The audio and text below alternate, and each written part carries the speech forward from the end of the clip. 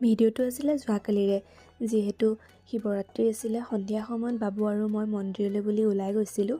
তাতে ধুনীয়াকৈ চাকি তাকি ল'লোঁ, তামোল পাণ ল'লোঁ, লৈ চাকি দিলোঁ আৰু ভগৱানে সকলোকে ভালে কুশলে ৰাখক, বাবাই সকলোৰে আশা পূৰণ কৰক, তাকে কামনা কৰিছোঁ।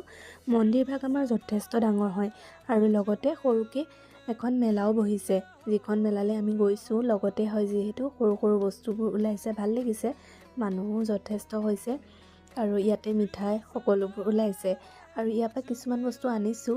আৰু এই কুকুৰকেইটা মোৰ ইমান ভাল লাগে, মূৰটো যে লৰাই থাকে। আৰু এই কাপোৰযোৰ হৈছে মোৰ মা ভাগৰ, বৰ্ণালী পাটৰ আছিলে, মই বহুত ভাল পাওঁ, গতিকে তাকে পিন্ধি গ'লোঁ। মেলাৰ পৰা এই পহুটো আনিলোঁ আৰু এই কুকুৰটো আনিলোঁ। চাওকচোন, কুকুৰটো যে একদম অৰিজিনেলৰ নিচিনা লাগে, কাৰণ মূৰটো যে লৰাই থাকে। আৰু আজিকালি মোৰ বগা পুতলাবিলাক বেছিয়ে ভাল লাগে, সেয়েহে বগা যি দেখোঁ লৈ আহোঁ লাগি যায়, গতিকে আনিলোঁ এইটো।